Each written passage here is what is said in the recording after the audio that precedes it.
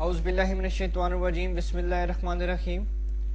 آج کا جو میرا ٹاپک ہے وہ بہت اچھا ٹاپک ہے کہ موت کے بعد کیا ہوگا۔ تو آئیں چلتے ہیں ٹاپک کی طرف۔ ریاض جانے کے لیے 1 گھنٹہ پہلے گھر سے نکلا، لیکن راستے میں رش اور چیکنگ کی وجہ سے میں ایئرپورٹ لیٹ پہنچا۔ جلدی سے گاڑی پارکنگ میں کھڑی کی اور دوڑتے ہوئے کاؤنٹر پر جا پہنچا۔ کاؤنٹر پر موجود ملازم سے میں نے کہا مجھے ریاض جانا ہے۔ اس نے کہا ریاض والی فلائٹ تو بند ہو چکی ہے۔ میں نے کہا پلیز مجھے ضرور آج شام ریاض پہنچنا ہے۔ اس نے کہا زیادہ باتوں کی ضرورت نہیں ہے، اس وقت آپ کو کوئی بھی جانے نہیں دے گا۔ میں نے کہا اللہ تمہارا حساب کر دے۔ اس نے کہا اس میں میرا کیا قصور ہے۔ بہرحال میں ایئرپورٹ سے باہر نکلا، حیران تھا کیا کروں، ریاض جانے کا پروگرام کینسل کر دوں یا اپنی گاڑی اسٹارٹ کر کے روانہ ہو جاؤں یا ٹیکسی میں چلا جاؤں۔ بہرحال ٹیکسی میں جانے والی بات پر اتفاق کیا۔ ایئرپورٹ کے باہر ایک پرائیویٹ گاڑی کھڑی تھی۔ میں نے پوچھا ریاض کے لیے کتنا لوگے؟ اس نے کہا 500 ریال۔ بہرحال 450 ریال میں بڑی مشکل سے راضی کیا اور اس کے ساتھ بیٹھ کر ریاض کے لیے روانہ ہو گیا۔ بیٹھتے ہی میں نے اس سے کہا کہ گاڑی تیز چلانی ہے۔ اس نے کہا فکر مت کرو۔ واقعی اس نے خطرناک حد تک گاڑی دوڑانا شروع کر دی۔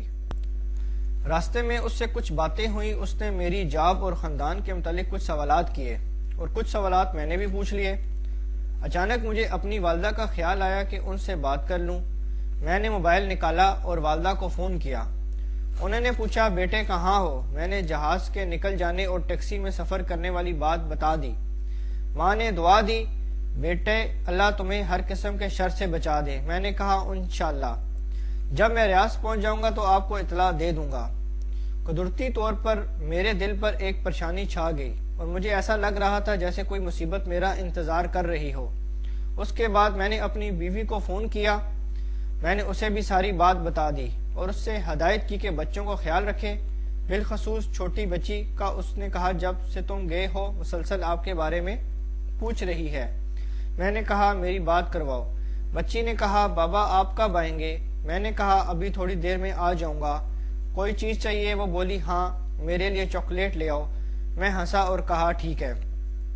اس کے بعد میں اپنی سوچوں میں گم ہو گیا کہ اچانک ڈرائیور کے سوال نے مجھے چونکا دیا۔ پوچھا کیا میں سگریٹ پی سکتا ہوں؟ میں نے کہا بھائی تم مجھے ایک نیک اور سمجھدار انسان لگ رہے ہو، تم کیوں خود کو اور اپنے مال کو نقصان پہنچا رہے ہو؟ اس نے کہا میں نے پچھلے رمضان میں بہت کوشش کی کہ سگریٹ چھوڑ دوں لیکن کامیاب نہ ہو سکا۔ میں نے کہا اللہ تعالیٰ نے تمہیں بڑی قوت کی ہے، تم سگریٹ چھوڑنے کا معمولی سا کام نہیں کر سکتے۔ بہرحال اس نے کہا آج کے بعد میں سگریٹ نہیں پیوں گا۔ میں نے کہا اللہ تعالیٰ آپ کو ثابت قدمی عطا فرمائے، آمین۔ مجھے یاد پڑتا ہے کہ اس کے بعد میں نے گاڑی کے دروازے کے ساتھ سر لگایا کہ اچانک گاڑی سے زوردار دھماکے کی آواز آئی اور پتہ لگا کہ گاڑی کا ایک ٹائر پھٹ گیا ہے۔ میں گھبرایا اور ڈرائیور سے کہا سپیڈ کم کر دو اور گاڑی کو قابو کرو۔ اس نے گھبراہٹ میں کوئی جواب نہیں دیا۔ گاڑی ایک طرف نکل گئی اور کلا بازیاں کھاتی ہوئی ایک جگہ رک گئی۔ مجھے اس وقت اللہ نے توفیق دی کہ میں نے زور زور سے کلمہ شہادت پڑھا۔ مجھے سر میں چوٹ لگی تھی اور درد کی شدت سے ایسا محسوس ہو رہا تھا کہ سر پھٹا جا رہا ہے۔ میں جسم کے کسی حصے کو حرکت نہیں دے سکتا تھا۔ میں نے اپنی زندگی میں اتنا درد کبھی نہیں دیکھا۔ میں بات کرنا چاہ رہا تھا لیکن بول نہیں سکتا تھا، جبکہ میری آنکھیں کھلی تھی لیکن مجھے کچھ نظر نہیں آ رہا تھا۔ اتنے میں لوگوں کے قدموں کی آواز سنی جو ایک دوسرے سے کہہ رہے تھے کہ اسے ہلاؤ نہیں، سر سے خون نکل رہا ہے اور ٹانگیں ٹوٹ چکی ہیں۔ میری تکلیف میں اضافہ ہوتا چلا جا رہا تھا اور سانس لینے میں شدید دشواری محسوس کر رہا تھا۔ مجھے اندازہ ہوا کہ شاید میری موت آ گئی ہے۔ اس وقت مجھے گزری زندگی پر جو ندامت میں اس الفاظ میں بیان نہیں کر سکتا۔ مجھے پتہ چلا کہ اب مجھے موت سے کوئی نہیں بچا سکتا۔ اس کہانی میں بتاؤں گا کہ اس کے کیا حقیقت ہے۔ یہاں پر ہر بھائی بہن تصور کر کے جو کچھ ہو رہا ہے میرے ساتھ ہو رہا ہے، کیونکہ ان قریب ہم سب کو اس سے ملتے جلتے حالات سے سابقہ پیش آنا ہے۔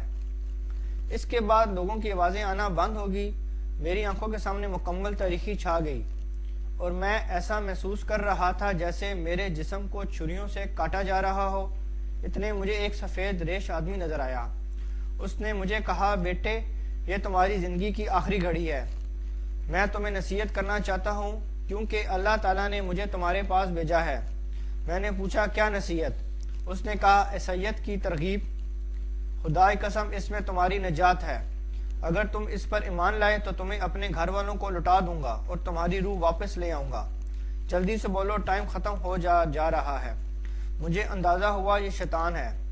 مجھے اس وقت جتنی بھی تکلیف تھی اور جتنا بھی اذیت سے دوچار تھا، لیکن اس کے باوجود اللہ اور اس کے رسول پر پکا ایمان تھا۔ میں نے اسے کہا، جاؤ اللہ کے دشمن، میں نے اسلام کی حالت میں زندگی گزاری ہے اور مسلمان ہو کر مروں گا۔ اس کا رنگ زرد پڑ گیا، بولا، تمہاری نجات اسی میں ہے کہ تم یہودی یا نصرانی مر جاؤ، ورنہ میں تمہاری تکلیف بڑھا دوں گا اور تمہارے روح قبض کر دوں گا۔ میں نے کہا، موت تمہارے ہاتھ میں نہیں ہے، جو بھی ہو میں اسلام کی حالت میں ہی مروں گا۔ اتنے میں اس نے اوپر دیکھا اور دیکھتا ہی بھاگ نکلا۔ مجھے لگا جیسے کسی نے اسے ڈرایا ہو۔ اچانک میں عجیب قسم کے چہرے والے اور بڑے بڑے جسموں والے لوگ دیکھے۔ وہ آسمان کی طرف سے آئے اور کہا، السلام علیکم۔ میں نے کہا، وعلیکم السلام۔ اس کے بعد وہ خاموش ہو گئے اور ایک لفظ بھی نہیں بولے۔ ان کے پاس کفن تھے۔ مجھے اندازہ ہوا کہ میری زندگی ختم ہو گئی ہے۔ ان میں سے ایک بہت بڑا فرشتہ میری طرف آیا۔ اے نیک روح، اللہ کی مغفرت اور اس کی خوشنودی کی طرف نکل۔ یہ بات سن کر میری خوشی کا ٹھکانہ نہیں رہا۔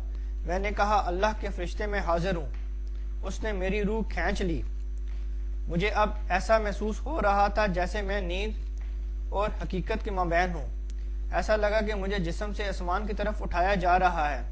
میں نے نیچے دیکھا تو پتہ چلا کہ لوگ میرے جسم کے ارد گرد کھڑے ہیں۔ انہوں نے میرے جسم کو ایک کپڑے سے ڈھانپ دیا۔ ان میں سے کسی نے کہا، انا للہ و انا الیہ راجعون۔ میں نے دو فرشتوں کو دیکھا کہ وہ مجھے وصول کر رہے ہیں اور مجھے کفن میں ڈال کر اوپر کی طرف لے جا رہے ہیں۔ میں نے دائیں بائیں دیکھا تو مجھے افق کے علاوہ کچھ نظر نہیں آیا۔ مجھے بلندی سے بلندی کی طرف لے جایا جا رہا تھا۔ ہم بادلوں کو چیرتے چلے گئے، جیسے کہ میں نے ایک جہاز میں بیٹھا ہوں، یہاں تک کہ پوری زمین مجھے ایک گیند کی طرح نظر آ رہی تھی۔ میں نے ان دو فرشتوں سے پوچھا، کیا اللہ مجھے جنت میں داخل کرے گا؟ انہوں نے کہا، اس کا علم اللہ تعالیٰ کی ذات کو ہے، ہمیں صرف تمہاری روح لینے کی ذمہ داری سونپی گئی ہے اور ہم صرف مسلمان پر مامور ہیں۔ ہمارے قریب سے کچھ اور فرشتے گزر گئے جن کے پاس ایک روح تھی اور اس سے ایسی خوشبو آ رہی تھی کہ میں نے اپنی زندگی میں اتنی زبردست خوشبو کبھی نہیں سونگھی تھی۔ میں نے حیرانگی کے عالم میں فرشتوں سے پوچھا کہ کون ہے؟ اگر مجھے معلوم نہ ہوتا کہ اللہ کے رسول اللہ صلی اللہ علیہ وسلم سے رخلت کر گئے ہیں تو میں کہتا کہ یہ ان کی روح ہوگی۔ انہوں نے کہا، یہ ایک فلسطینی کی روح ہے جیسے یہودیوں نے تھوڑی دیر میں پہلے قتل کیا جبکہ وہ اپنے دین اور وطن کی مدافعت کر رہا تھا۔ اس کا نام ابو لابد ہے۔ میں نے کہا، کاش میں شہید ہو کر مرتا۔ اس کے بعد کچھ اور فرشتے ہمارے قریب سے گزرے اور ان کے پاس ایک روح تھی جس سے سخت بدبو آ رہی تھی۔ میں نے پوچھا کہ کون ہے؟ انہوں نے کہا، یہ بتوں اور گایوں کی پوجا کرنے والا ایک ہندو ہے جسے تھوڑی دیر پہلے اللہ تعالیٰ نے اپنے عذاب سے ہلاک کر دیا۔ میں نے شکر کیا کہ شکر ہے، میں کم ازا کم مسلمان مرا ہوں۔ میں نے کہا، میں نے آخرت کے سفر کے حوالے سے بہت پڑھا ہے، لیکن یہ جو کچھ ہو رہا ہے میں نے کبھی اس کا تصور نہیں کیا۔ انہوں نے کہا، شکر کرو مسلمان مرے ہو، لیکن ابھی تمہارے سامنے سفر بہت لمبا ہے اور بے شمار مرائل ہیں۔ اس کے بعد ہم فرشتوں کے ایک بڑے گروہ کے پاس سے گزر گئے اور ہم نے انہیں سلام کیا۔ انہوں نے پوچھا، یہ کون ہے؟ میرے ساتھ والے دو فرشتوں نے جواب دیا کہ یہ ایک مسلمان ہے جو تھوڑی دیر پہلے حادثے کا شکار ہو گیا اور اللہ نے ہمیں اس کی روح قبض کرنے کا حکم دیا۔ انہوں نے کہا، مسلمانوں کے لیے بشارت ہے کیونکہ یہ اچھے لوگ ہیں۔ میں نے فرشتوں سے پوچھا، یہ کون لوگ ہیں؟ انہوں نے کہا، یہ وہ فرشتے ہیں جو آسمان کی حفاظت کرتے ہیں اور یہاں سے شیطانوں پر شہاب پھینکتے رہتے ہیں۔ میں نے کہا، یہ تو اللہ تعالیٰ کی بہت عظیم مخلوق ہے۔ انہوں نے کہا، ان سے بھی زیادہ عظیم فرشتے ہیں۔ میں نے پوچھا، کون ہیں؟ وہ بولے، جبرائیل علیہ السلام اور عرش کو اٹھانے والے فرشتے، اور یہ سب مخلوق ایسی ہے کہ اللہ تعالیٰ کے حکم کی سرتاحی نہیں کیا کرتے۔ وہ اللہ کے دیے ہوئے کسی حکم کی نافرمانی نہیں کرتے، جو حکم دیا جاتا ہے اسے بجا لاتے ہیں۔ اس کے بعد ہم مزید اوپر چڑھتے گئے، یہاں تک کہ آسمان دنیا پر پہنچ گئے۔ میں اس وقت ایک خوف اور کرب کے عالم میں تھا کہ نہ معلوم آگے کیا ہوگا۔ میں نے آسمان کو بہت بڑا پایا اور اس کے اندر دروازے تھے جو بند تھے، اور ان دروازوں پر فرشتے تھے جن کے جسم بہت بڑے تھے۔ 2 فرشتوں نے کہا السلام علیکم ورحمۃ اللہ، اور ان کے ساتھ میں نے بھی یہی الفاظ دہرائے۔ دوسرے فرشتوں نے جواب میں کہا وعلیکم السلام ورحمۃ اللہ وبرکاتہ، اور انہوں نے کہا رحمت کے فرشتوں اہلاً و سہلاً، ضرور یہ مسلمان ہی ہوگا۔ میرے ساتھ والے فرشتے نے کہا ہاں یہ مسلمان ہے۔ کافروں کے بارے میں اللہ تعالیٰ کا حکم ہے کہ کافروں کے لیے آسمان کے دروازے نہیں کھلیں گے۔ ہم اندر آگے تو بہت ساری عجیب چیزیں دیکھیں، پھر ہم آگے بڑھے اور اوپر چڑھنا شروع کیا، یہاں 6 تک کے دوسرا، تیسرا، چوتھا، 5واں، 6واں اور بالآخر 7ویں آسمان پر جا پہنچے۔ یہ آسمان باقی تمام آسمانوں سے بڑا نظر آیا، جیسے ایک بہت بڑا سمندر۔ فرشتے سے کہہ رہے تھے اللہم انت السلام منک السلام تبارک یا ذا الجلال والاکرام۔ مجھ پر ایک بہت بڑی ہیبت طاری ہوئی، سر نیچے کیا اور آنسو جاری ہوئے۔ اللہ تعالیٰ نے میرے بارے میں حکم صادر فرمایا کہ میرے اس بندے کا عمل نام علین میں لکھ دو اور اسے زمین کی طرف واپس لے جاؤ، کیونکہ میں نے انہیں زمین سے پیدا کیا، اسی میں ان کی واپسی ہوگی، اور ایک بار پھر اسی زمین سے انہیں اٹھاؤں گا۔ شدید رعب، ہیبت اور خوشی کے ملے جلے جذبات میں نے کہا پروردگار تو پاک ہے، لیکن ہم نے تیری وہ بندگی نہیں کی جو ہونی چاہیے تھی۔ سبحانک ما عبدو کا حق عبادت کا۔ فرشتوں مجھے لے کر واپس زمین کی طرف روانہ ہوئے، اور جہاں جہاں سے گزرتے گئے دوسرے فرشتوں کو سلام کرتے گئے۔ میں نے راستے میں ان سے پوچھا کیا میں اپنے جسم اور گھر والوں کے متعلق جان سکتا ہوں؟ انہوں نے کہا اپنے جسم کو ان قریب تم دیکھ لو گے، لیکن جہاں تک تمہارے گھر والوں کا تعلق ہے ان کی نیکیاں آپ کو پہنچتی رہیں گی، لیکن تم انہیں دیکھ نہیں سکتے۔ اس کے بعد وہ مجھے زمین پر لے آئے اور کہا اب تم اپنے جسم کے ساتھ رہو، ہمارا کام ختم ہو گیا، اب قبر میں تمہارے پاس 2 فرشتے آئیں گے۔ میں نے کہا اللہ تعالیٰ آپ کو جزائے خیر دے، پھر کبھی آپ کو دیکھ سکوں گا؟ انہوں نے کہا قیامت کے دن، اور اس کے ساتھ ان پر ہیبت طاری ہوئی۔ پھر انہوں نے کہا اگر تم اہل جنت میں سے نکلے تو ہم ساتھ ساتھ ہوں گے انشاءاللہ۔ میں نے پوچھا جو کچھ میں نے دیکھا اور سنا کیا اس کے بعد بھی میرے جنت جانے میں کوئی شک رہ گیا ہے؟ انہوں نے کہا تمہارے جنت جانے کے بارے میں اللہ ہی بہتر جانتا ہے۔ تمہیں جو عزت و اکرام ملا وہ اس لیے کہ تم مسلمان مرے ہو، لیکن تمہیں اعمال کی پیشی اور میزان سے ضرور سابقہ پیش آنا ہے۔ مجھے اپنے گناہ یاد آئے اور کہا کہ زور زور سے روں۔ انہوں نے کہا اب اپنے رب سے نیک گمان کرو، کیونکہ وہ کسی پر ظلم ہرگز نہیں کرتا۔ اس کے بعد انہوں نے سلام کیا اور بڑی تیزی سے اوپر کی طرف اٹھ گئے۔ میں نے اپنے جسم پر نظر دوڑائی، میری آنکھیں بند تھیں اور میرے ارد گرد میرے بھائی اور والد صاحب رو رہے تھے۔ اس کے بعد میرے جسم پر پانی ڈالا گیا تو مجھے پتا چلا کہ مجھے غسل دیا جا رہا ہے۔ ان کے رونے سے مجھے تکلیف ملتی تھی، اور جب میرے والد دعا کرتے کہ اللہ تعالیٰ تم پر رحم فرمائے تو ان کی یہ بات مجھے راحت پہنچاتی تھی۔ اس کے بعد میرے جسم کو سفید کفن پہنایا گیا۔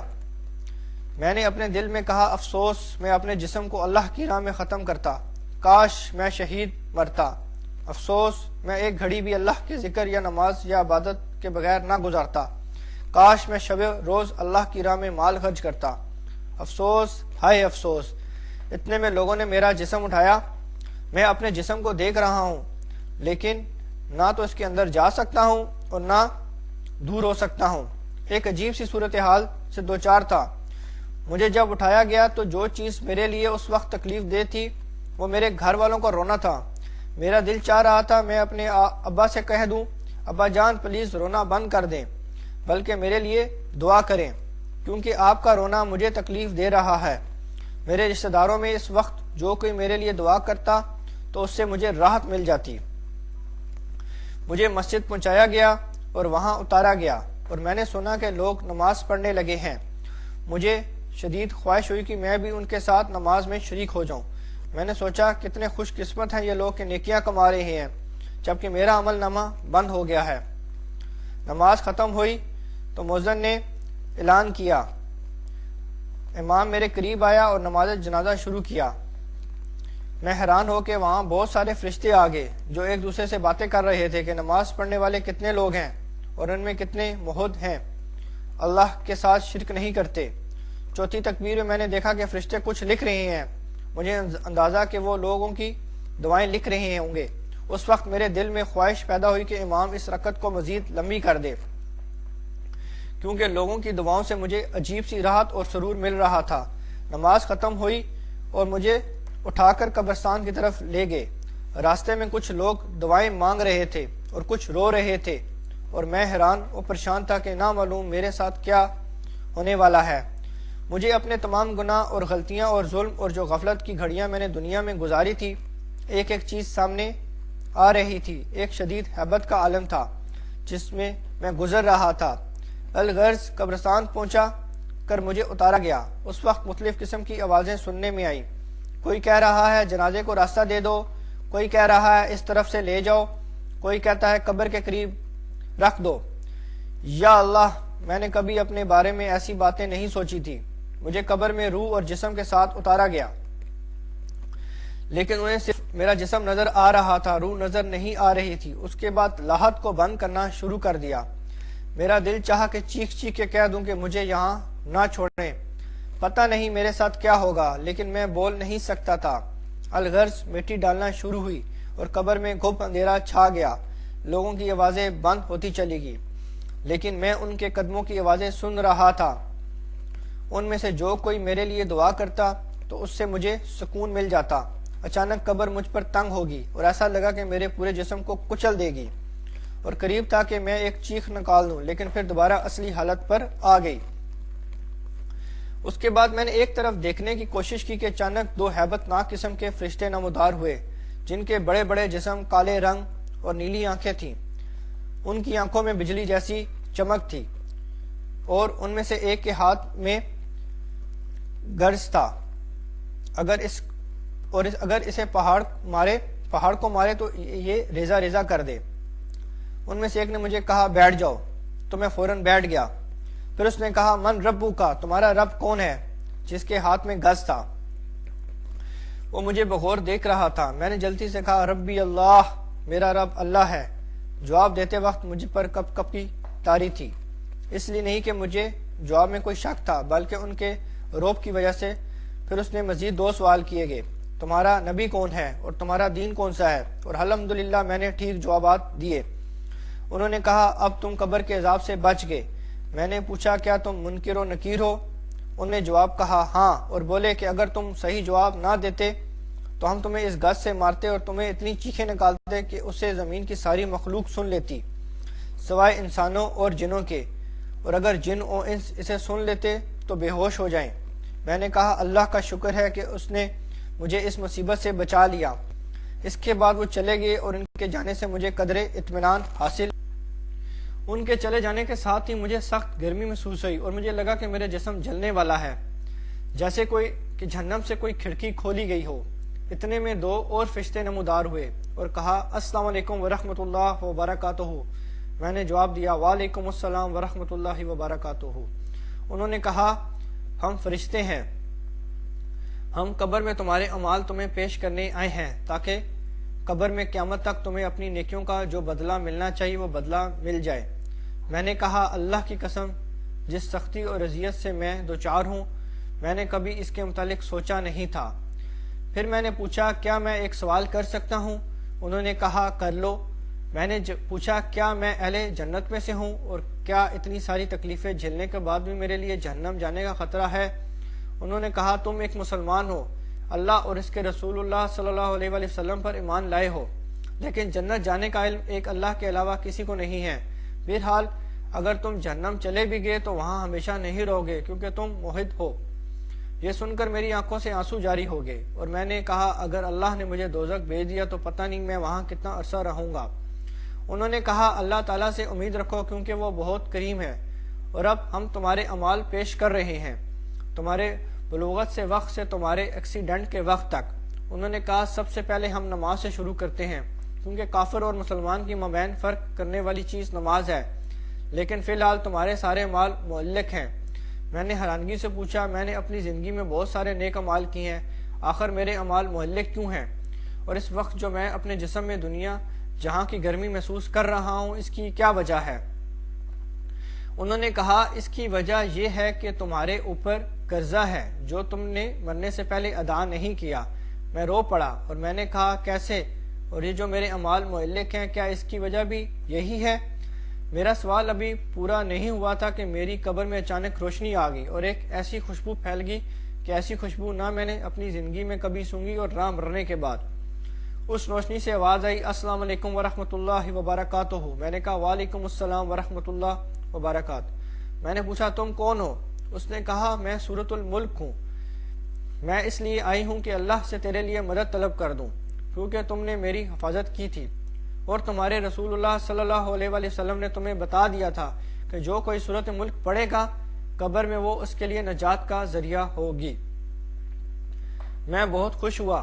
میں نے کہا میں نے بچپن میں تمہیں حفظ کر لیا تھا اور میں ہمیشہ نماز میں اور گھر میں تیری تلاوت کیا کرتا تھا، مجھے اس وقت تمہاری اشد ضرورت ہے۔ اس نے کہا اس لیے تو میں آئی ہوں کہ اللہ تعالیٰ سے دعا کر لوں کہ وہ تمہارے تکلیف کو آسانی میں تبدیل کر دے، لیکن تم سے غلطی ہوئی ہے کہ تم نے لوگوں کے قرضے ادا نہیں کیے ہیں۔ میں نے کہا نجات کا کوئی طریقہ ہے؟ اس نے کہا 3 باتوں میں سے کوئی ایک تمہارے مسئلہ حل کر سکتا ہے۔ میں نے جلدی سے کہا وہ کون سے کام ہے؟ اس نے کہا پہلے یہ بتا دو کہ تم نے کوئی کاغذ لکھ کر چھوڑا ہو جسے دیکھ کر تمہارے ورثہ وہ قرضہ ادا کر دے۔ ورثہ کا نام سن کر میرے آنسو نکل آئے۔ مجھے تمام گھر والے، امی، ابو، بیوی، بہن، بھائی اور بچے یاد آئے۔ پتہ نہیں میرے بعد ان کا کیا حال ہوگا۔ میری چھوٹی بچی جس کے ساتھ میں نے چاکلیٹ کا وعدہ کیا تھا، اب کون اس کے لیے چاکلیٹ لے کر دے گا؟ میری بیوی لوگ بیوہ کہیں گے، کون ان کا خیال رکھے گا؟ سورۃ ملک نے پوچھا لگ رہا ہے کہ تم کوئی چیز یاد کر رہے ہو۔ میں نے کہا مجھے اپنے اہل و عیال اور بچے یاد آئیں کہ میرے بعد ان کا کیا حال ہوگا۔ سورۃ ملک نے کہا جس نے انہیں پیدا کیا ہے وہی روزی بھی دے گا اور وہی نگہبان بھی ہے۔ سورۃ ملک کی اس بات سے مجھے کافی تسلی ہوئی۔ اس کے بعد میں نے پوچھا کیا میں جان سکتا ہوں کہ میرے اوپر ٹوٹل کتنا قرضہ ہے؟ سورۃ ملک نے کہا کہ میں نے فرشتے سے پوچھا تو اس نے بتایا کہ 1700 ریال 1000 آپ کے دوست کے ہیں جس کا نام ابو حسن ہے، اور باقی مختلف لوگوں کے ہیں۔ میں نے کہا مختلف لوگ کون ہیں؟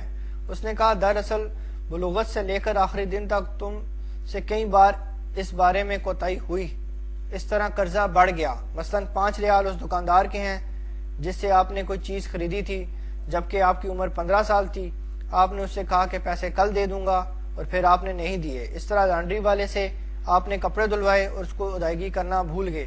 کرتے کرتے اس نے سارے لوگوں کے نام بتا دیے اور سارے مجھے یاد آئے۔ سورۃ ملک نے کہا کہ لوگوں کے حقوق کو معمولی سمجھنے اور ان سے تساہل برتنے کی وجہ سے بہت سارے لوگوں پر قبر میں عذاب ہوتا ہے۔ کیا تمہیں اپنے رسول صلی اللہ علیہ وآلہ وسلم نے خبر نہیں دی تھی کہ شہید کے اعمال بھی روک لیے جائیں گے جب تک اس کا قرضہ ادا نہیں ہوا ہو؟ میں نے کہا نجات کا کوئی طریقہ ہو سکتا ہے؟ اس نے کہا پہلا حال تو یہ ہے جس کا قرضہ ہے وہ اپنا قرضہ معاف کر دے۔ میں نے کہا ان میں سے اکثر تو ان قرضوں کو بھول گئے ہیں جس طرح میں بھول گیا تھا، اور ان کو میرے مرنے کی خبر بھی نہیں ہوگی۔ اس نے کہا پھر دوسرا حل یہ ہے کہ تمہارے ورثہ تمہاری طرف سے ادائیگی کر دیں۔ میں نے کہا ان کو میرے قرضوں کی اور میری تکلیف کی کہاں خبر ہے، جبکہ میں نے کوئی وصیت نہ بھی نہیں چھوڑا، کیونکہ مجھے موت اچانک آ گئی اور مجھے ان ساری مشکلات کا علم نہیں تھا۔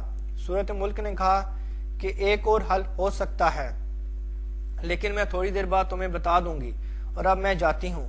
میں نے کہا خدا مت جائیں، کیونکہ تمہارے جانے سے طریقی ہو جائے گی جو میری موجودہ تکلیف میں اضافے کا باعث بنے گی۔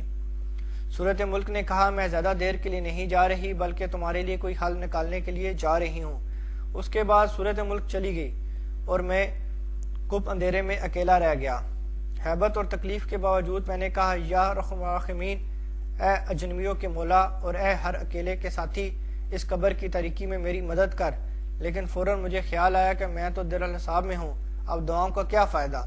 زیادہ دیر نہیں گزری تھی کہ میں نے ایک مانوس آواز سن لی۔ میں نے آواز پہچان لی، یہ میرے والد کی آواز تھی جو کہہ رہے تھے السلام علیکم ورحمۃ اللہ وبرکاتہ۔ میں نے کہا وعلیکم السلام ورحمۃ اللہ وبرکاتہ، لیکن میرا جواب انہیں کون پہنچائے۔ پھر انہوں نے روتے ہوئے کہا، اے اللہ، میں اس بیٹے سے راضی ہوں، تو بھی اس سے راضی ہو جا۔ میرے والد صاحب جب دعا مانگ رہے تھے تو دعا کے دوران ایک زبردست روشنی میری قبر میں آئی۔ یہ دراصل رحمت کا فرشتہ تھا جو میرے والد کی دعا کو نوٹ کر رہا تھا، اور جب تک میرے والد نہیں گئے تھے میرے ساتھ رہا۔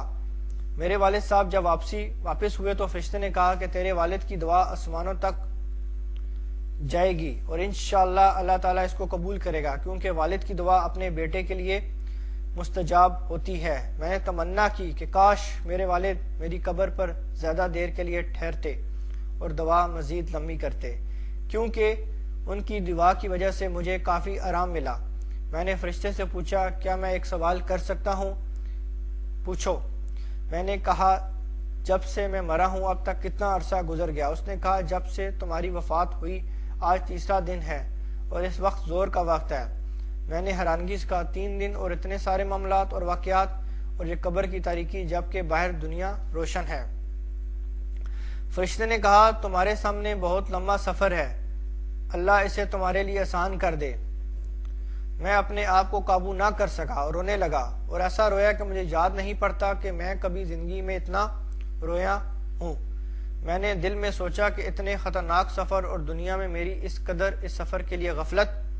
فرشتے نے جاتے وقت بتا دیا کہ قبر میں موجود روشنی تیرے والد کی دعا کی وجہ سے ہے، اور یہ اسی طرح رہے گی جب تک اللہ چاہے۔ مجھے پتا چلا کہ والد کا آنا میرے لیے باعث رحمت ہے۔ میں نے تمنا کی کہ کاش میرے ابو میری آواز سن لیں اور میں انہیں بتا دوں، ابو میرے قرضوں کی ادائیگی کر دیں اور میری طرف سے صدقہ کر دیں، اللہ کے واسطے میرے لیے دعا کریں، لیکن کون ہے جو انہیں بتا دے؟ میں نے محسوس کیا کہ بعض اوقات میرے جسم کی گرمی کم ہو جاتی تھی لیکن اچانک پھر سے بڑھ جاتی تھی۔ میں نے اندازہ لگایا کہ اس کا تعلق میرے حق میں لوگوں کی دعائیں ہیں۔ اچانک میری قبر میں پھر وہی روشنی آئی جو اس سے پہلے میں دیکھ چکا تھا، یعنی سورۃ الملک کی۔ سورۃ ملک نے کہا کہ تمہارے لیے 2 خوشخبریاں ہیں۔ میں نے اشتیاق کے ساتھ فوراً کہا، کیا ہیں؟ تمہارے دوست نے اللہ کی خاطر تمہارا قرضہ معاف کر دیا۔ میں نے اللہ تعالیٰ کا شکر ادا کیا اور مجھے پتا تھا کہ میری گرمی کم ہو جائے گی کی وجہ شاید یہی تھی۔ میں نے کہا، دوسری بشارت کیا؟ اس نے کہا کہ میں نے اللہ سے بہت درخواستیں کی لیکن انسانوں کے حقوق کو وہ معاف نہیں کرتا، البتہ اللہ نے ایک فرشتہ بھیج دیا جو تیرے رشتہ داروں میں سے کسی کو خواب میں آئے گا تاکہ وہ تمہارے قرضوں کے متعلق سمجھ جائے۔ پھر اس نے پوچھا، تمہارے خیال میں کون بہتر ہے، جس کو خواب میں فرشتہ کسی شکل میں آئے اور وہ اس کو سچا سمجھ کر قرضے کی ادائیگی کرے؟ میں نے اپنی امی کے بارے میں سوچا، لیکن پھر سوچا کہ اگر اس نے مجھے خواب میں دیکھا تو رونا شروع کر دیں گی اور خواب کی تعبیر بھی نہیں سمجھ سکیں گی۔ پھر میں نے تمام رشتہ داروں کے متعلق سوچا اور جو بندہ مجھے بہتر لگا وہ میری بیوی تھی، کیونکہ وہ ہمیشہ خوابوں کا اہتمام دیا کرتی تھی۔ میں نے کہا، میری بیوی اگر مجھے خواب میں دیکھ لے تو وہ ہو سکتا ہے وہ اس کی تعبیر سمجھ جائے۔ سورۃ ملک نے کہا، میں متعلقہ فرشتے کو اطلاع دیتی ہوں اور اللہ سے دعا کرتی ہوں کہ وہ آپ کی مشکل کو آسان کر دے۔ اس کے بعد سورۃ ملک چلی گئی اور میری قبر میں بدستور وہ روشنی باقی تھی جو میرے والد کی دعا کی برکت سے آئی تھی، اور میں انتظار کرتا رہا جیسے کہ جیل کے اندر ہوں۔ مجھے ٹائم کا کوئی اندازہ نہیں تھا کیونکہ وہاں گھڑی موجود نہیں تھی۔ نہ نماز، نہ کھانا، نہ پینا اور نہ اور کوئی مصروفیت، دعائیں مانگنا اور ذکر و اذکار بھی بیکار۔ بعض اوقات لوگوں کے قدموں کی آوازیں سن لیتا تو اندازہ کر لیتا کہ شاید کسی کا جنازہ ہے۔ بعض اوقات لوگوں کے ہنسنے کی آوازیں آ جاتی تھی تو مجھے تعجب ہوتا تھا کہ ان کو اندازہ نہیں کہ ہم کس صورتحال سے دوچار ہیں۔ کافی وقت گزرنے کے بعد اچانک میرے جسم کی گرمی بڑھنا شروع ہوئی اور میں چیخنے لگا تھا کہ ایسا لگ رہا تھا جیسے میں ایک تندور کے اندر ہوں۔ میرے خوف میں اضافہ ہوتا چلا جا رہا تھا، لیکن پھر اچانک گرمی کم ہونا شروع ہو گئی، یہاں تک کہ بالکل غائب ہو گئی۔ سمجھ میں نہیں آ رہا تھا کہ ایسا کیوں ہو رہا ہے۔ اس کے بعد ایک بار پھر سورۃ ملک کی روشنی آ گئی اور مجھے کہا، تمہیں مبارک ہو۔ میں نے کہا، وہ کیسے؟ اس نے کہا، خوابوں کا فرشتہ تمہاری بیوی کو خواب میں گیا اور تمہاری بیوی نے خواب میں تمہیں ایک سیڑھی پر چڑھتے دیکھا اور دیکھا کہ 7 سیڑھیاں باقی ہیں اور تم پریشان کھڑے ہو کیونکہ آگے نہیں چڑھ سکتے۔ پھر وہ فجر کی نماز سے پہلے اٹھی، تمہاری یاد میں رہی اور صبح ہوتے ہی ایک عورت سے رابطہ کیا جو خوابوں کی تفسیر کرتی تھی اور اسے اپنا خواب سنایا۔ اس عورت نے کہا کہ اے بیٹی، تمہارے شوہر قبر میں تکلیف میں مبتلا ہیں کیونکہ اس پر کسی کا 1700 ریال قرض ہے۔ تیری بیوی نے پوچھا کس کا قرض ہے اور ہم کیسے ادا کریں؟ اس نے کہا مجھے نہیں معلوم، اس بارے میں علماء سے معلوم کرو۔ پھر تیری بیوی نے ایک شیخ کی اہلیہ سے رابطہ کیا اور اسے ساری بات بتا دی تاکہ وہ شیخ سے جواب پوچھ لے۔ الغرض شیخ نے کہا کہ میت کی طرف سے صدقہ کر دے، ہو سکتا ہے اللہ تعالیٰ اسے قبول کر کے میت کا عذاب ہٹا دے۔ تیری بیوی کے پاس سونا تھا جس کی قیمت 4000 ریال تھی، اس نے وہ سونا تیرے والد کو دیا اور تیرے والد نے اس کے ساتھ کچھ رقم مزید لگا کر صدقہ کر دیا اور یوں تیرا مسئلہ حل ہو گیا۔ میں نے کہا الحمدللہ، مجھے اس وقت کوئی تکلیف نہیں ہے اور یہ سب کچھ اللہ تعالیٰ کے فضل اور تیرے تعاون سے ہوا ہے۔ سورۃ ملک نے کہا اب اعمال والے فرشتے تمہارے پاس آ جائیں گے۔ میں نے پوچھا کیا اس کے بعد بھی میرے لیے کوئی خطرہ ہے؟ اس نے کہا سفر بہت لمبا ہے، ہو سکتا ہے اس میں کئی سال لگ جائیں، لہٰذا اس کے لیے تیار رہو۔ کئی سالوں والے جواب نے میری پریشانی میں اضافہ کر دیا۔ سورۃ ملک نے کہا بہت سارے لوگ صرف اسی وجہ سے قبروں میں عذاب جھیل رہے ہیں کہ وہ بعض باتوں کو معمولی سمجھتے تھے جبکہ اللہ کے نزدیک وہ معمولی نہیں۔ میں نے کہا مثلاً کون سے اعمال؟ اس نے کہا بہت سارے لوگوں پر قبروں میں اس لیے عذاب ہے کہ وہ پیشاب سے نہیں بچتے تھے اور گندگی کی حالت میں اللہ کے سامنے کھڑے ہوتے تھے۔ اس طرح چغلی، چوری، سود اور مال یتیم کی وجہ سے بہت سارے لوگوں پر عذاب ہو رہا ہے۔ پھر اس نے کہا کہ کچھ لوگوں پر عذاب قبر اس لیے ہے کہ تاکہ قیامت آنے سے پہلے ان کا کھاتا صاف ہو جائے، اور کچھ لوگوں پر قیامت تک عذاب رہے گا اور پھر جہنم میں داخل کیے جائیں گے۔ میں نے کہا اللہ تعالیٰ کی سزا سے بچنے کی کچھ سبیل ہے؟ سورۃ ملک نے کہا کہ عمل تو تمہارا منقطع ہو چکا ہے، البتہ 3 کام ایسے ہیں جو تمہیں اب بھی فائدہ پہنچا سکتے ہیں۔ میں نے پوچھا وہ کیا ہیں؟ اس نے کہا اہل و عیال کی دعا اور نیک عمل، اس کے علاوہ کوئی کام اگر تم نے دنیا میں کیا ہے جو انسانوں کے لیے نفع بخش ہو، مثلا مسجد کی تعمیر، تو اس سے تم مرنے کے بعد بھی مستفید ہو گئے۔ اس طرح اگر علم کے نشر و اشاعت میں تم نے حصہ لیا ہو تو وہ اب بھی تمہارے لیے نفع بخش ہے۔ میں نے کہا میں کتنا بدبخت ہوں کہ دنیا میں کتنے عمل کے مواقع تھے جس سے میں نے کوئی فائدہ نہیں اٹھایا اور آج بے یارو مددگار قبر میں پڑا ہوں۔ میرا دل چاہا میں چیخ چیخ کر لوگوں کو پکار کے اے لوگوں قبر کے لیے تیاری کر لو، خدا کی قسم اگر تم لوگوں نے وہ کچھ دیکھا جو میں نے دیکھا تو مسجدوں سے باہر نہیں نکلو گے اور اللہ کی راہ میں سارا مال لگا دو گے۔ سورۃ ملک نے کہا مردہ لوگوں کی نیکیاں عام طور پر شروع کے دنوں میں بہت ہوتی ہیں لیکن اس کے بعد رفتہ رفتہ وہ کم ہوتی چلی جاتی ہیں۔ میں نے پوچھا کیا یہ ممکن ہے کہ میرے گھر والے اور میرے رشتہ دار مجھے بھول جائیں گے؟ مجھے یقین نہیں آ رہا کہ وہ اتنی جلدی مجھے بھول جائیں گے۔ اس نے کہا نہیں، ضرور ایسا ہوگا، بلکہ تم دیکھو گے کہ شروع میں تمہاری قبر پر تمہارے اہل و عیال زیادہ آئیں گے، لیکن جب دن ہفتوں میں، ہفتے مہینوں میں اور مہینے سال میں تبدیل ہوں گے تو تمہاری قبر پر آنے والا ایک بندہ بھی نہیں ہوگا۔ مجھے یاد آیا کہ جب ہمارے دادا کا انتقال ہوا تھا تو ہم ہر ہفتے اس کی قبر پر جایا کرتے تھے، پھر ہر مہینے میں ایک بار، اور پھر ہم انہیں بھول گئے۔ جب میں زندہ تھا تو مردوں کو بھول جاتا تھا، لیکن آج میں خود اس حالت کو پہنچ چکا ہوں۔ دن، ہفتے اور مہینے گزرتے گئے اور میری مدد کے لیے کوئی نہ تھا سوائے چند اعمال کے جو مجھے پہنچتے تھے، یا میرے والد، بھائیوں اور دوسرے رشتہ داروں کا میری قبر پر آنا جو رفتہ رفتہ کم ہوتا گیا۔ زیادہ تر مجھے اپنی والدہ کی دعا پہنچتی رہی جو وہ تہجد میں میرے لیے کرتی تھی، خدا وہ دعا میرے لیے طمانینت کا باعث ہوتی تھی۔ نیک اعمال کا آنا کم ہوتا چلا گیا، نامعلوم کیا وجہ تھی کہ سورۃ ملک آنا بھی بند ہو گیا۔ میری قبر میں بھی اندھیرا چھا گیا۔ مجھے بعض گناہ یاد آئے جو میرے نے کیے تھے، ایک ایک دن اور ایک ایک گھڑی یاد آ رہی تھی۔ مجھے اپنے گناہ پہاڑ کے برابر لگ رہے تھے، اپنے آپ کو ملامت کر رہا تھا۔ کتنے گناہ ہیں جو میں نے بڑی دلیری سے کیے تھے، کتنی نمازیں ہیں جو میری فوت ہو گئی ہیں، کتنی فجر کی نمازیں ہیں جو میں نے غفلت کی وجہ سے نہیں پڑھی۔ یہ سارے گناہ یاد کر کے میں اتنا رویا کہ مجھے ٹائم کا چونکہ اندازہ نہیں تھا، اس لیے اگر میں کہہ دوں کہ مہینوں روا ہوں گا تو مبالغہ نہیں ہوگا۔ ایک دن اچانک ایسی روشنی آئی جیسے سورج نکل چکا ہو اور میں نے فرشتوں کی آوازیں سنی کہ وہ ایک دوسرے کو مبارکباد دے رہے ہیں۔ میری سمجھ میں نہیں آ رہا تھا کہ کیا ہو چکا ہے کہ میرے پاس سورۃ ملک آئی ہے اور خوشخبری سنا دی۔ سورۃ ملک نے بتایا کہ رمضان المبارک کا مہینہ شروع ہو گیا اور یہ رحمت اور معافی کا مہینہ ہے، اور اس بہت سارے مردے مسلمانوں کی دعاؤں کی برکت سے نجات پا لیتے ہیں۔ میں بہت خوش ہوا۔ اللہ تعالیٰ انسانوں پر کتنا مہربان ہے، لیکن انسان ہے کہ گمراہی پر تلا ہوا ہے۔ سورۃ ملک نے بتایا کہ اللہ تعالیٰ کسی کو آگ میں نہیں ڈالنا چاہتا، لیکن یہ انسانوں کی اپنی حماقت ہوتی ہے کہ وہ ایسے گناہ کر جاتے ہیں جو اس کی سزا کا موجب ہوتے ہیں۔ پھر اس نے کہا کہ اب تھوڑی دیر بعد مسلمان نماز پڑھیں گے اور تم ان کی آوازیں سنو گے۔ سورۃ ملک چلی گئی اور میری قبر میں بدستور روشنی تھی، اور میں نے پہلی بار مسجد سے آنے والی آواز سن لی۔ اپنی زندگی کو یاد کیا اور تراویح کو یاد کیا تو بہت رویا۔ پھر میں نے امام کی دعا سن لی کہ وہ پڑھ رہے تھے۔ اس دعا سے مجھے بہت سکون ملا، اور میں نے تمنا کی کہ امام دعا کو طویل دے دے، اور میں نے محسوس کیا کہ وہ دعا سیدھی قبول ہو رہی تھی، کیونکہ مجھے اس سے کافی خوشی اور راحت مل رہی تھی۔ میں روتا جا رہا تھا اور ساتھ ساتھ آمین پڑھتا جا رہا تھا۔ اس طرح رمضان کا سارا مہینہ بہت سکون اور راحت سے گزرا، اور پھر ایک دن میری قبر میں انسان کی شکل میں ایک آدمی آیا جس سے بہت تیز خوشبو آ رہی تھی۔ میں حیران ہوا، کیونکہ مرنے کے بعد یہ پہلا انسان تھا جو میں دیکھ رہا تھا۔ اس نے مجھے سلام کیا اور جواب میں وعلیکم السلام کہا۔ اس نے کہا میں تمہیں بشارت دیتا ہوں کہ اللہ تعالیٰ نے تمہارے گناہ معاف کیے ہیں۔ میں نے کہا اللہ آپ کو جزائے خیر دے، آپ کون ہیں؟ میں پہلی دفعہ قبر میں انسان کی شکل دیکھ رہا ہوں۔ اس نے کہا میں انسان نہیں ہوں۔ میں نے پوچھا تو کیا آپ فرشتے ہیں؟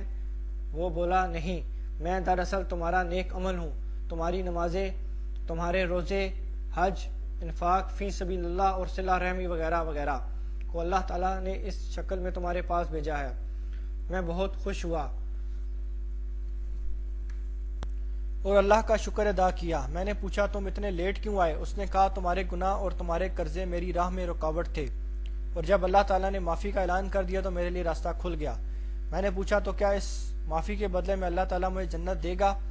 اس نے کہا یہ بات اللہ تعالیٰ کے علاوہ کوئی نہیں جانتا۔ پھر اس نے کہا کہ قیامت کے دن میزان سے تمہاری جنت اور دوزخ جانے کا پتہ چلے گا۔ اس کے بعد عمل صالح نے کہا کہ تمہارے کچھ نیک اعمال بالکل زندگی کی آخری گھڑیوں میں کام آ گئے۔ میں نے پوچھا وہ کیا ہیں؟ اس نے کہا اگر تمہیں یاد ہو تو مرتے وقت اللہ تعالیٰ نے تمہیں توفیق دی اور تم نے کلمہ تشہد پڑھا۔ تمہیں اندازہ نہیں ہے کہ فرشتوں کو کتنی خوشی ہوئی کہ تمہاری زندگی خاتمہ توحید پر ہوا، جبکہ شیطان تمہیں نصرانیت اور یہودیت کی تلقین کر رہا تھا۔ اس وقت تمہارے ارد گرد دو قسم کے فرشتے موجود تھے، ایک وہ جو مسلمانوں کی روحیں قبض کرتے ہیں اور کچھ وہ جو کافروں کی روحیں قبض کرتے ہیں۔ جب تم نے کلمہ پڑھا تو وہ فرشتے چلے گئے اور جو کافروں کی روحیں قبض کرتے ہیں، اور پھر انہوں نے تمہاری روح قبض کر لی۔ میں نے پوچھا اس کے علاوہ بھی کوئی نیکی ہے؟ اس نے کہا ہاں، جب تم نے ڈرائیور کو سگریٹ چھوڑنے کی نصیحت کی تو آج جو خوشبو تم سونگھ رہے ہو اس نصیحت کی بدولت ہے۔ اس کے علاوہ اپنی والدہ کو تمہاری کال اور اس کے ساتھ جو بھی تم نے باتیں کی، اللہ تعالیٰ نے ہر بات کے بدلے تمہارے لیے نیکیاں لکھ دیں۔ مجھے یاد آیا جو باتیں میں نے والدہ سے کی تھی، مجھے پتہ ہوتا تو میں ان باتوں میں گھنٹہ لگا دیتا۔ پھر عمل صالح نے بتایا کہ زندگی کے آخری وقت میں ایک گناہ بھی تمہارے کھاتے میں لکھا گیا۔ میں حیران ہوا اور پوچھا وہ کیسے؟ عمل صالح بولا تم نے بچی سے کہا میں تھوڑی دیر میں آ جاؤں گا، اس طرح تم نے اس سے جھوٹ بول دیا، کاش مرنے سے پہلے تم توبہ کر لیتے۔ میں رویا، میں نے کہا اللہ کی قسم میرا ارادہ جھوٹ کا نہیں تھا، بلکہ میرا خیال یہ تھا کہ اس طرح وہ میرے آنے تک صبر کر لے گی۔ اس نے کہا جو بھی ہو، آدمی کو سچ بولنا چاہیے، کیونکہ اللہ تعالیٰ سچے لوگوں کو پسند کرتا ہے اور جھوٹ بولنے والوں کو ناپسند کرتا ہے، لیکن لوگ اس سے بہت تساہل اور غفلت کا مظاہرہ کرتے ہیں۔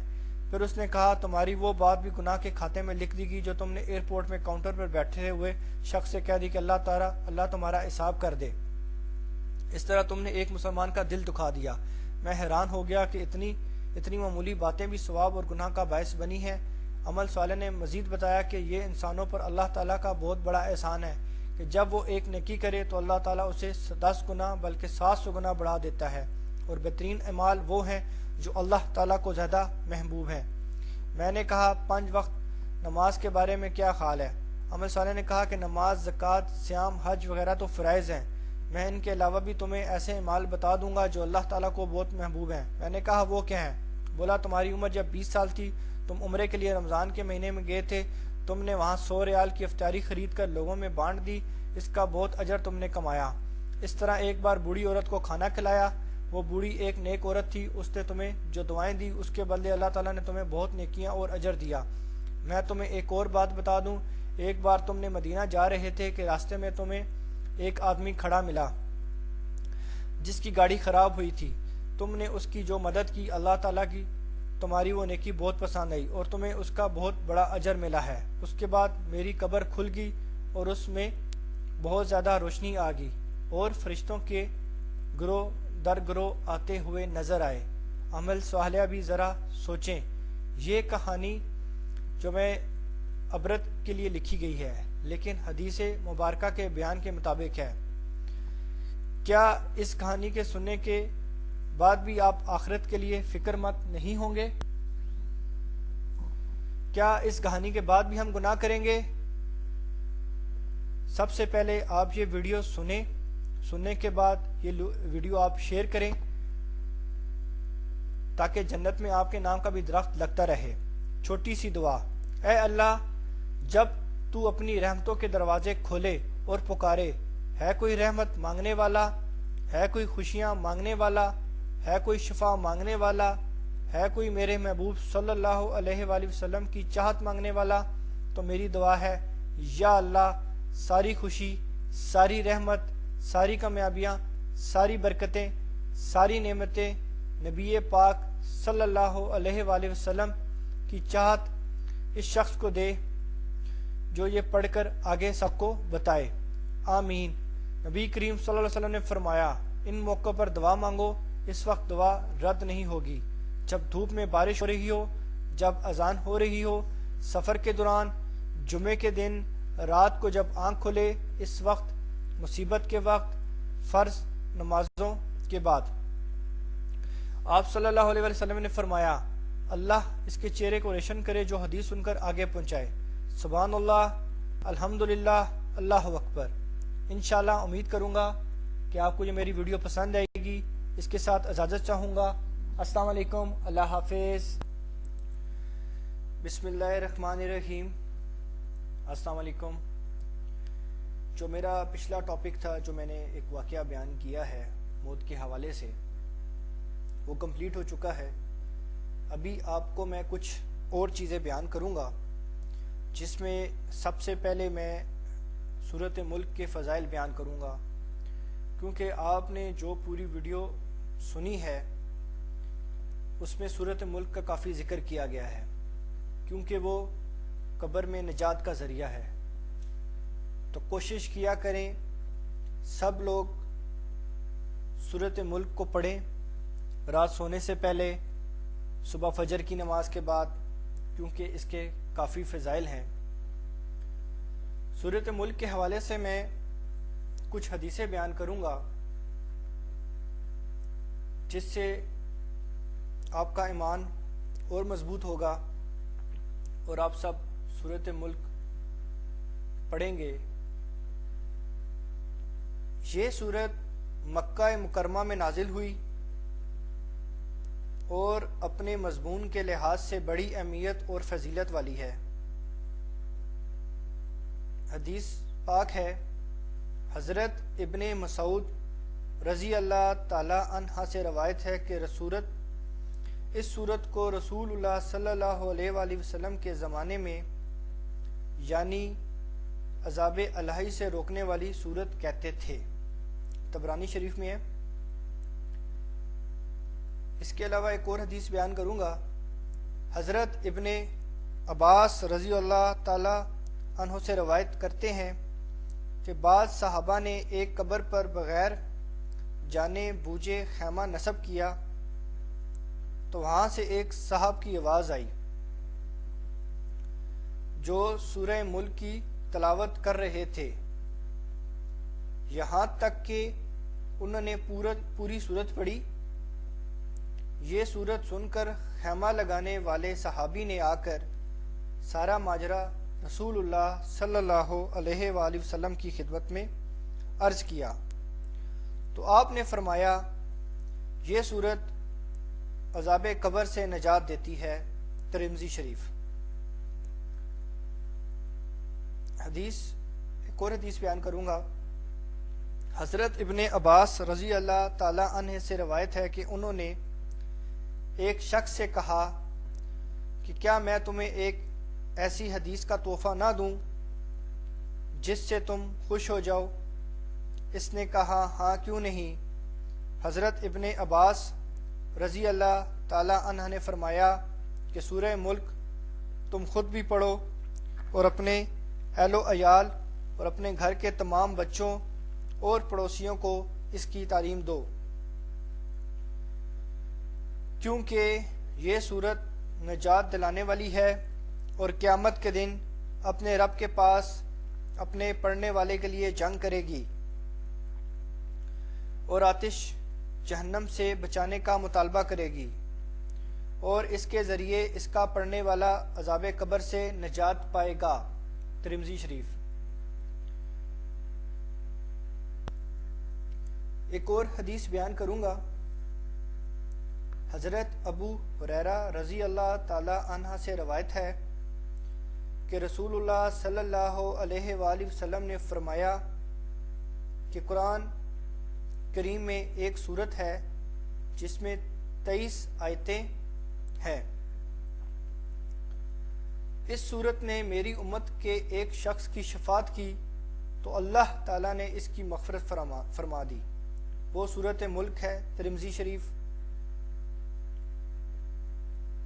ایک اور حدیث پاک میں ہے، حضرت عائشہ صدیقہ رضی اللہ تعالی عنہ سے روایت ہے کہ نبی کریم صلی اللہ علیہ وآلہ وسلم نے سورت سجدہ اور سورت ملک ہر رات پڑھا کرتے تھے اور سفر و حضر میں بھی کبھی نہ چھوڑتے۔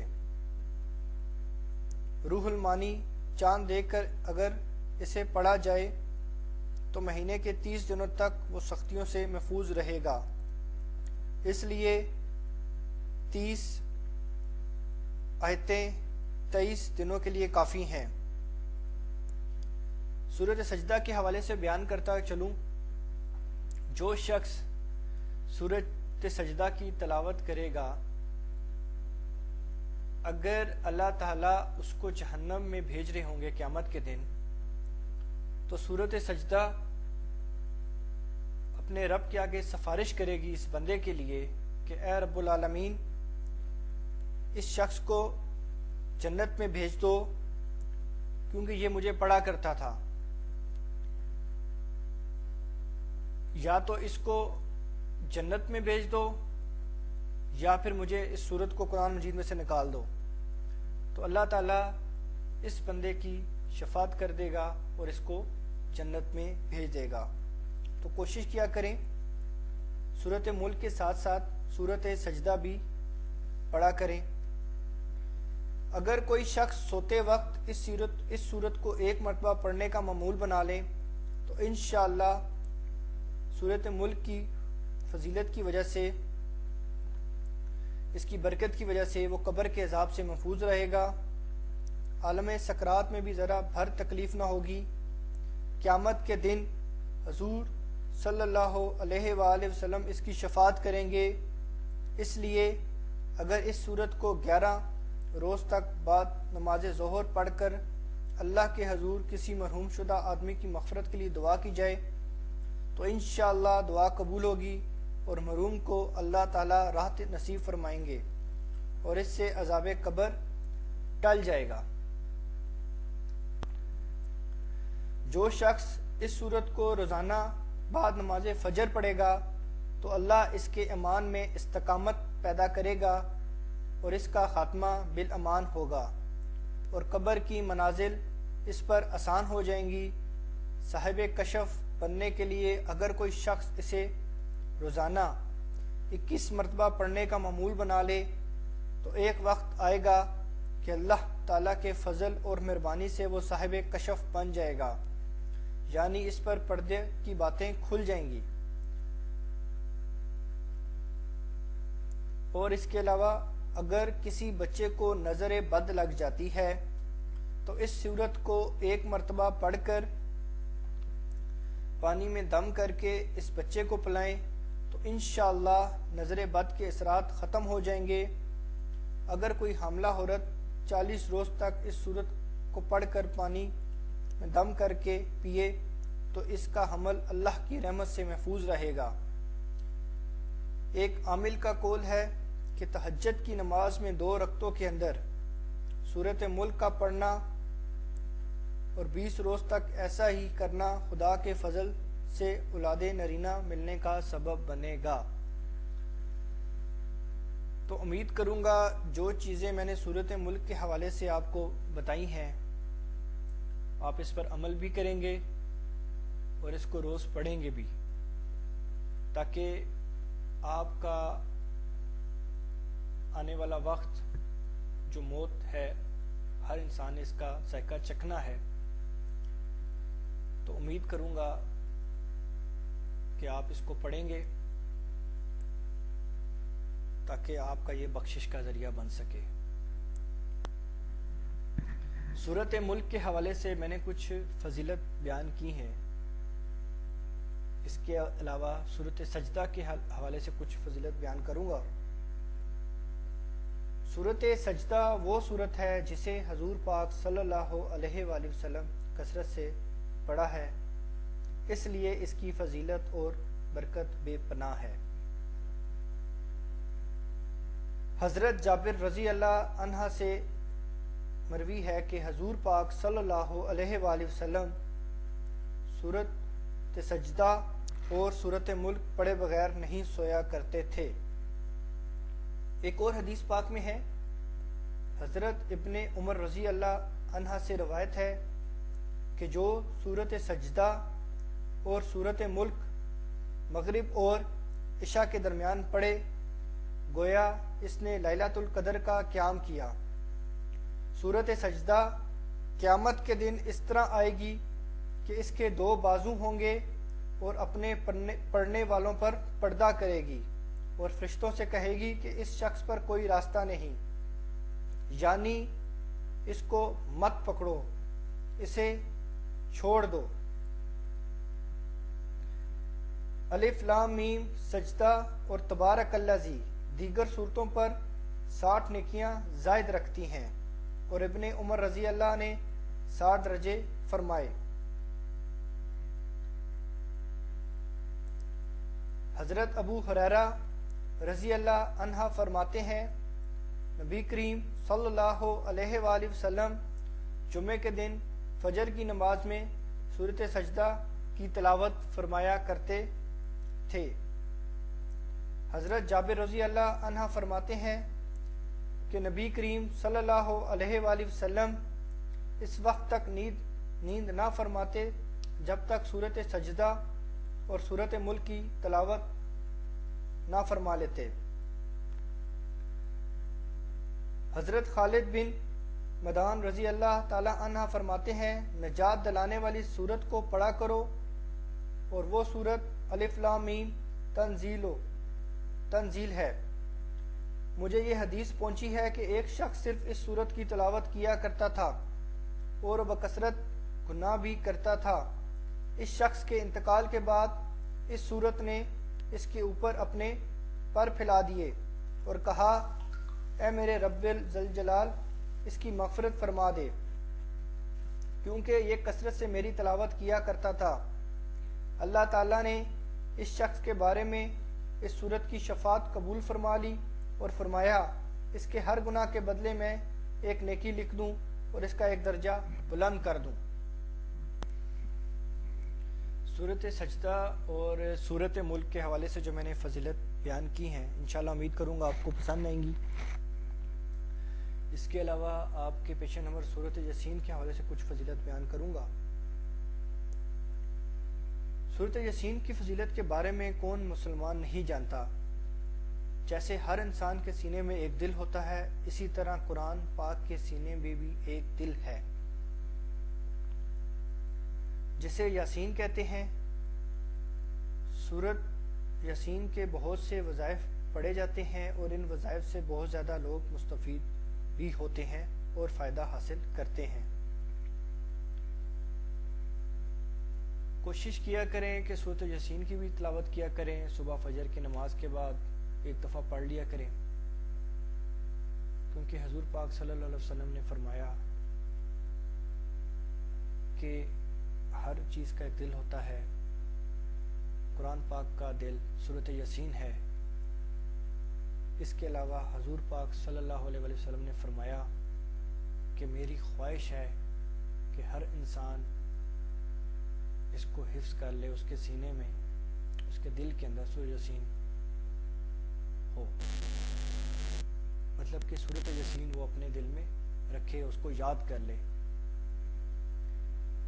جس نے ایک مرتبہ سورۃ یاسین پڑھی، اللہ تعالیٰ اس کے لیے 10 قرآن کا ثواب لکھے گا۔ ترمذی۔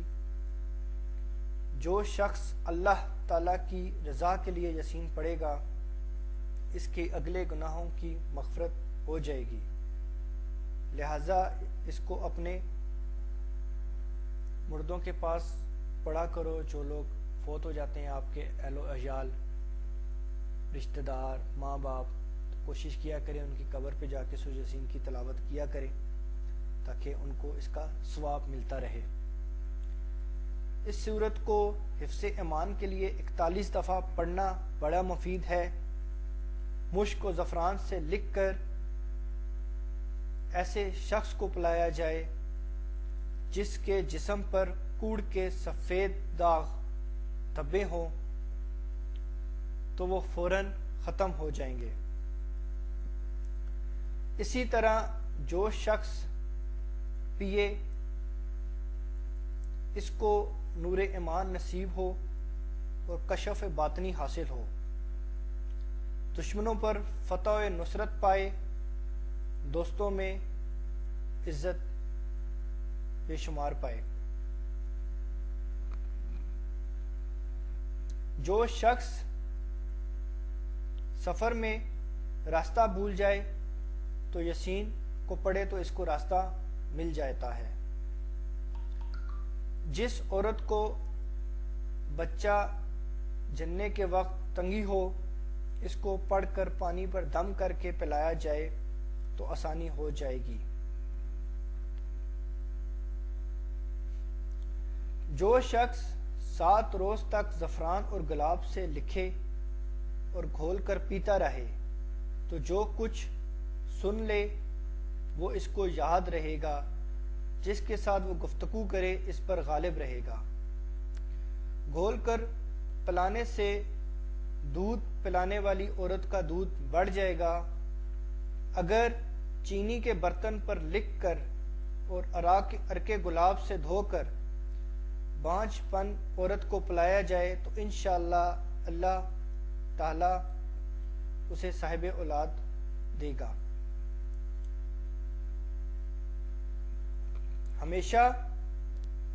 ہمیشہ پڑھنے والا جادو کے اسیب اور دیگر آفات و بلیات سے امن میں رہے گا۔ روزانہ پڑھنا دین و دنیا کی حل مشکلات کے لیے مفید ہے۔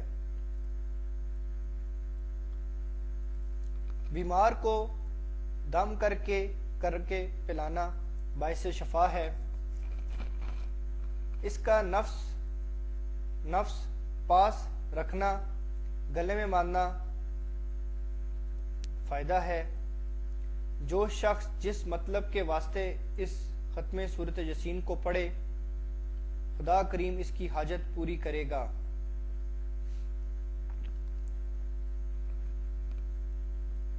اس کے علاوہ 1 یا 3، 5 یا 7 آدمی مل کر بعد نماز فجر با وضو خلوص نیت مسجد میں بیٹھ کر 100 مرتبہ درود شریف پڑھ کر پھر سورۃ یاسین 72 بار پڑھے، پھر دعائے حاجت مانگیں، انشاءاللہ جلد حاجت پوری ہو جائے گی۔ امید کروں گا جو تمام تر چیزیں یا واقعہ میں نے بیان کیے ہیں، سورۃ ملک کے حوالے سے، سورۃ سجدہ کے حوالے سے اور سورۃ یاسین کے حوالے سے، آپ کو اچھی لگیں گی۔ اس طرح کی ویڈیو آپ سنا کریں، شیئر کریں، تاکہ آپ کو ان چیزوں سے پیار ہو۔